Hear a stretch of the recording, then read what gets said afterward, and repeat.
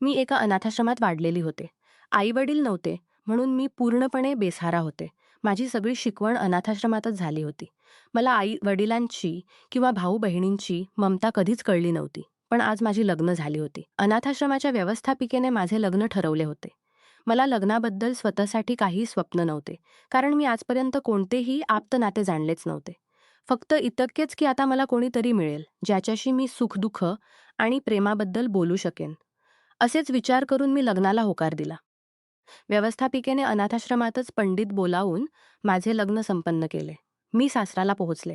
मी बेडच्या एका कोपऱ्यात सिमटून बसले होते. अंगावर फक्त एक चादर ओढलेली होती. मला इतकी भीती वाटत होती की भीतीनेच मी मरून जाईन की काय असं वाटायला लागलं होतं. कदाचित जे माझ्यासोबत झालं ते कोणत्याही मुलीसोबत झालं नसेल. मला माहीत नव्हतं की पती म्हणून मला एक वाईट माणूस मिळेल. मी अनाथाश्रमात वाढलेली मुलगी होते आणि माझे घरच अनाथाश्रम होते. तो माणूस मला तिथून लग्न करून घेऊन आला होता. मला ठाऊक होतं की माझ्यामागे पुढे कोणी नाही जो त्याच्या वाईट वागणुकीबद्दल विचारू शकेल. बेपसी आणि मजबुरी माझ्या पायांच्या साखळ्या बनून राहिल्या होत्या. लग्नाच्या रात्री मी जास्त स्वप्ने पाहिली नव्हती, कारण मी अनाथाश्रमातून आले होते. आमच्यासाठी फक्त आधार मिळणे पुरेसे होते. तो माणूस सुमारे 35 वर्षांचा होता. दिसण्यात ठीकठाक होता, हट्टेकट्टे तरुणासारखा. मी 22 वर्षांची सुंदर, भोळी मुलगी होते.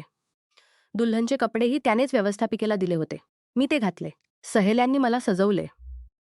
मी त्याला लग्नाच्या वेळीच पाहिले, जेव्हा तो मला घरी घेऊन आला. त्यावेळी त्याने माझी चुनरी उडवली होती. त्यामुळे मला माहीत नव्हते की माझ्या नशिबाचा खरेदीदार कोण आहे. रडत रडत सहेल्यांपासून वेगळे होऊन मी त्याच्या घरी आले. घर ठीकठाक होते. तो एकटाच राहत होता. घर पुण्यातील एका चांगल्या सोसायटीत होते, स्वच्छसुत्रे. 3-4 खोल्यांचे घर, जिथे फक्त एकच माणूस राहत होता. व्यवस्थापिकेने म्हटले होते की त्याने माझी फोटो पाहून मला आवडवले होते. मी जास्त स्वप्ने रंगवली नव्हती. मोहनने माझा हात धरून मला खोलीत बसवले. मग म्हणाला, "तुझी चुनरी काढ, मी थोड्या वेळाने येतो." असे म्हणून तो खोलीतून बाहेर गेला. मी चुनरी काढून खोली पाहिली. खोलीत सुंदर फर्निचर होते आणि फुलांचा सुगंध दरवळत होता. माझ्या मनात लग्नाबद्दल उमंग आली. मी आनंदी झाले. आतापर्यंतच्या इच्छा मोहनच्या घरात पूर्ण होत असल्यासारखे वाटले. पण मला माहीत नव्हते तेव्हा माझे हृदय एकदम धडधडले. थोड्या वेळाने मोहन आला, तेव्हा माझे हृदय एकदम धडधडले. तो चेहरा फार आकर्षक नव्हता. उंच, रुंद होता, शरीर चांगले होते. माझे हृदय पिघळून गेले. मला वाटले व्यवस्थापिकेने माझ्यासोबत मोठी फसवणूक केली आहे. पण ही माझी नशीब होती. मी त्याच्याशी लढू शकत नव्हते. आई-वडील नव्हते, जे नात्याबद्दल बोलतील. फक्त फोटो दाखवून संमती घेतली जायची. जे नाते येईल ते स्वीकारायचे. मी मन मजबूत केले आणि विचार केला की राहता राहता प्रेम होईल. मला माहीत नव्हते की तो पती नव्हे तर एक वाईट माणूस आहे. लग्नाच्या रात्री तो माझ्याजवळ बसण्याऐवजी समोर खुर्चीवर बसला. पायवर घालून खिशातून सिगारेट काढून ओढू लागला. मी दुल्हन म्हणून बेडवर सिमटून बसले होते. त्याच्या नजर माझ्या अंगावर फिरत होत्या. मी खूप संकोचले होते. मला त्याच्या नजरा आवडल्या नाहीत. मला येथे रात्र आणि शांती जाणवत नव्हती. तो सिगारेट ओढत म्हणाला, "हे मुली, तुझा दुपट्टा काढ."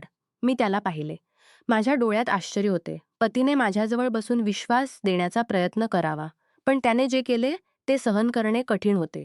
खूप वाईट वागणूक होती. त्याच्या चेहऱ्यावर विचित्र भाव होते. मी घाबरले होते. काय करावे काय नाही समजेना. तो पुन्हा कडक शब्दांत म्हणाला, "ऐकू येत नाही का?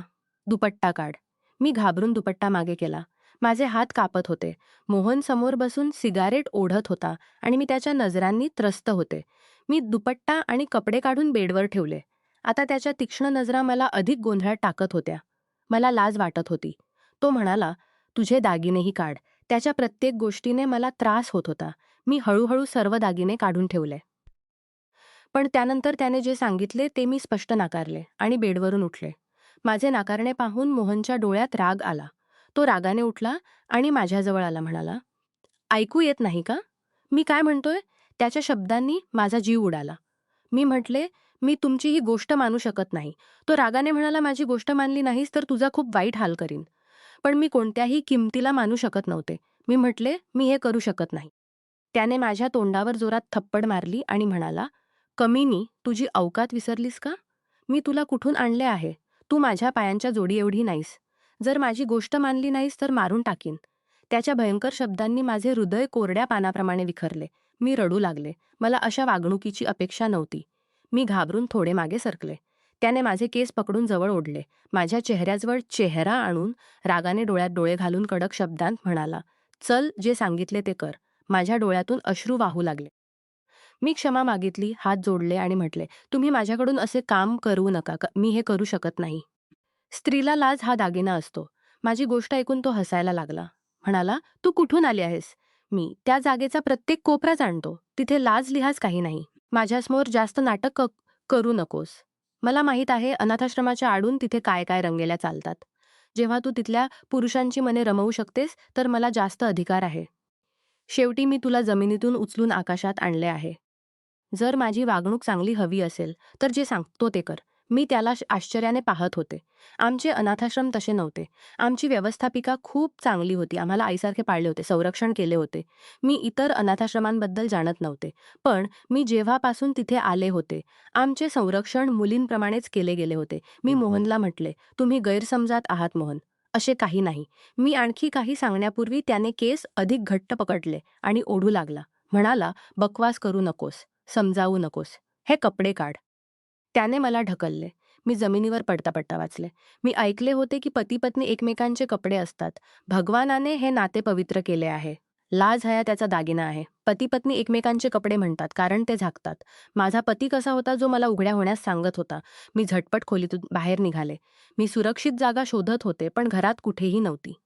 पण मी भाग्यवान नव्हते. तो माझ्या मागे आला, हाताने पकडले आणि खोलीत ओढून आणले. मी ओरडू लागले, "मला सोडा. मी तुमच्यासोबत आयुष्य घालवू शकत नाही. मला अनाथाश्रमात परत सोडा." हे ऐकून त्याने मला मारायला सुरुवात केली. दोन्ही गालांवर थप्पड मारले, बेडवर फेकले आणि खिशातून सिगारेट काढून पेटवून माझा लंगा जाळायला लागला. म्हणाला, "मी पाहतो तू कधीपर्यंत माझी गोष्ट मानत नाहीस." मी हे पाहून होश गमावू लागली, लंगा जाळू लागला. मी तो काढून पूर्ण अंगावर बेडची चादर ओढली. मला असे पाहून तो हसत खोलीतून बाहेर गेला. मी बेपसे नशिबावर रडत होते आणि सकाळपर्यंत रडत राहिले. सकाळी तो आला. हातात एक पिशवी होती. ती माझ्या तोंडावर फेकली आणि म्हणाला, "यात काही कपडे आहेत. घालून बाहेर ये आणि मला नाश्ता बनवून दे." त्याचे शब्द खूप वाईट होते. मी ते कपडे घातले आणि रडत बाहेर आले. समोर छोटी किचन होती. किचन पूर्ण घाणेरडी होती. सिंकमध्ये घाणेरडे भांडे होते. चुलीवर चहाची केतली जळून राख झाली होती. मी पूर्ण किचन स्वच्छ केली आणि नाश्ता बनवू लागले. फ्रीजमध्ये सर्व होते पण फ्रीजही घाणेरडा होता. मी नाश्ता बनवून टेबलवर ठेवला पण त्याच्यासोबत बसून खाल्ले नाही. किचनमध्ये उभे राहून खाल्ले आणि स्वच्छता करू लागले. दरम्यान मी ड्रॉवरमध्ये काय आहे तेही पाहिले. तो नाश्ता करून किचनमध्ये आला. त्याला जवळ पाहून मला भीती वाटली. तो माझ्याजवळ येऊन म्हणाला, "रात्री जे केलेस ते आजही केलेस तर पूर्ण खोली जाळून राख करीन. तुलाही जाळीन." हे ऐकून मी श्वास घेणे विसरले. असे म्हणून तो बाहेर गेला. जेव्हा मी जेवण बनवून बाहेर आले, तो घरात नव्हता. मी सुखाचा श्वास घेतला. पण रात्रीच्या गोष्टी विचारून हृदय घाबरत होते. मी समजू शकत नव्हते तो असे का करतो? जर अत्याचार करायचाच होता तर बेसहारा मुलीला का? मी बालपणापासून दुःख सहन करत होते. मला कोणतेही नाते माहीत नव्हते. आई-वडील, भाऊ-बहीण कसे असतात हे मला कळत नव्हते. मी विचार केला की घरातून पळून जावे. रात्री तो काय करेल माहीत नाही. मी खोलीत गेले. छोट्या बॅगेत काही कपडे घातले जे सकाळी त्याने आणले होते आणि बाहेर जाऊ लागले. मुख्य गेट उघडायला गेले तेव्हा होश उडाले. कारण बाहेर कुलूप होते. घरातून बाहेर जाण्याचा मार्ग नव्हता. त्यावर चढणे शक्य नव्हता. भिंतींवर मोठे काचेचे तुकडे लावले होते. त्यावर चढणे शक्य नव्हते. सर्व खोल्यांच्या खिडक्या लोखंडी जाळी होत्या. मला कैदीसारखे वाटले. मी नशिबावर रडत रात्रीचे जेवण बनवले. जेव्हा तो आत आला, मी घाबरून खोलीत जाऊन दार बंद करून बसले. मी आधीच जेवण खाल्ले होते. मी त्याचा सामना करू इच्छित नव्हते. पण 10 मिनिटांत त्याने जोरात दार ठोठावले. हृदय धडधडत होते. रागाने म्हणाला, "दार उघड नाही तर तोडून टाकीन आणि तुझा हाल करीन. तुझ्यासोबत खोलीत कोण आहे?" हे ऐकून होश उडाले. रात्रीच्या गोष्टींमुळे मी झटपट दार उघडले. त्याने मला धक्का दिला आणि खोलीची तपासणी करू लागला. बेडखाली पडद्यामागे अलमारी तही. मी म्हटले, "तुम्ही काय करत आहात? इथे कोणी नाही." तो म्हणाला, "मग दार का बंद केलेस?" "तू मला खोटे बोलतेस." असे म्हणून तो बाथरूममध्ये गेला. पूर्ण पाहिल्यानंतर म्हणाला, "जर इथे कोणी अनोळखी दिसला तर तुझे तुकडे करीन." असे म्हणून बाहेर गेला. रात्री त्याने पुन्हा तीच गोष्ट सांगितली जी मला स्वतःच्या नजरेत पडायला पुरेशी होती. पण यावेळी मी वाद घातला नाही. कारण मार खाण्याची हिंमत नव्हती. आश्चर्याची गोष्ट म्हणजे तो बाहेर जायचा. त्याने अजून मला स्पर्शही केला नव्हता. आता हे रोज होऊ लागले. तो मला कपडे काढायला लावून बाहेर जायचा. पूर्ण रात्र खोलीत येत नसे. एकदा रात्री घरात चोर घुसले. मी गाढ झोपेत होते तेव्हा बाहेर आवाज ऐकू आला. मला वाटले पती कोणाशी लढतोय. मी बाहेर आले तेव्हा 2 माणसे पतीच्या डोक्यावर बंदूक ठेवून होते. पती जखमी होते. हे पाहून माझी अवस्था खराब झाली. मी पतीजवळ गेले. चोरांना म्हटले, "माझ्या पतीला काही करू नका. तुम्हाला काय हवे? जर पतीला सुरक्षित हवे असेल, तर जे दागिने आणि पैसे आहेत ते द्या." मी खोलीत गेले, अलमारी उघडली. थोडी रोख रक्कम होती. थोडे दागिने जे लग्नात त्याने दिले होते. मी ते चोरांना दिले. ते घेऊन गेले. मी रडू लागले. वारंवार पतीचा चेहरा आणि हात पाहू लागले. जास्त नुकसान तर झाले नाही ना? तो कदाचित लढला होता म्हणून चेहऱ्यावर रसमा, ओठाखाली रक्तनी. मी दुपट्ट्याने चेहरा स्वच्छ केला. रडत विचारले, "तुम्ही त्यांच्याशी का लढलात?" "थोड्या पैशासाठी. मला पैसा किंवा दागिने महत्वाचे नाहीत. तुम्हाला काही झाले तर मी काय करेन?" पहिल्यांदा त्याने मला टक लावून पाहिले, जसे विश्वास बसत नसेल. म्हणाला, "तुला माझी इतकी काळजी का?" मी म्हटले. "मला काळजी नसेल तर कोणाला?" माझी गोष्ट ऐकून त्याचा चेहरा फिक्का पडला. तो झटपट खोलीत गेला. दार बंद केले. पण त्या रात्री मी बेचैन होते. जर मी न पोहोचले असते तर चोर काय करायचे? जरी त्याने माझ्यासोबत वाईट वागले असले, जलील केले असले, तरी मी चांगले वागले. त्याच्या आवडीचे जेवण बनवत होते. पूर्ण दिवस काम करत होते. कधीही गरज असताना पूर्ण न केले नाही. मला माहीत होते तो संशय आहे म्हणून मी सजवत नसे. साधी राहत होते.